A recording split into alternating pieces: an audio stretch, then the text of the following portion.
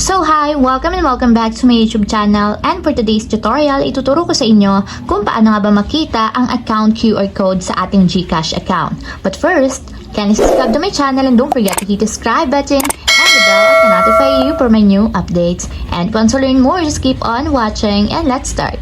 So ayan guys, for today's video, i-open lang natin ang ating GCash account or yung ating GCash app. And then, pagka-open guys, mula dito sa pinakang homepage ng ating GCash, itap nyo lang yung inyong profile na nandito sa may lower right corner, katulad nito.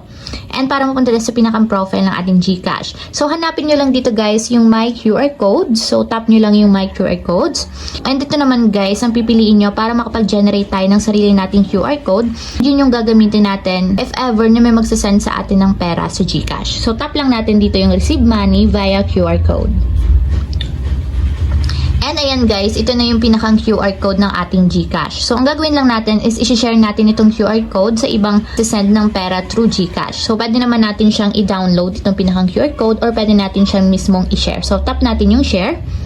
And pwede nyo siya guys i-share through Messenger, Facebook Lite, Instagram, Gmail, or Messages, WhatsApp, or kahit ano pang application. So, pwede natin i-share yung ating personal QR code. So, pwede natin siyang lagyan ng amount kung gusto nyo. So, lagyan natin ng 100 pesos, then save. Once na in-scan nila yung ating QR code, automatic may lalabas na amount kung magkano yung masasend nila sa ating pera. And hindi sila magkakamali dyan guys, kasi personal QR code natin yan. Sa atin talaga mapupunta yung mga sasend nila na pera. So, ayun lang guys, ganun lang kasimple kung paano nga ba makita ang account QR code sa GCash. If you have a question, kindly comment down below and don't forget to hit the subscribe button and the bell to notify you for new updates.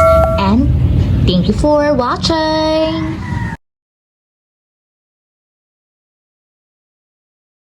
Living life, every day, late at night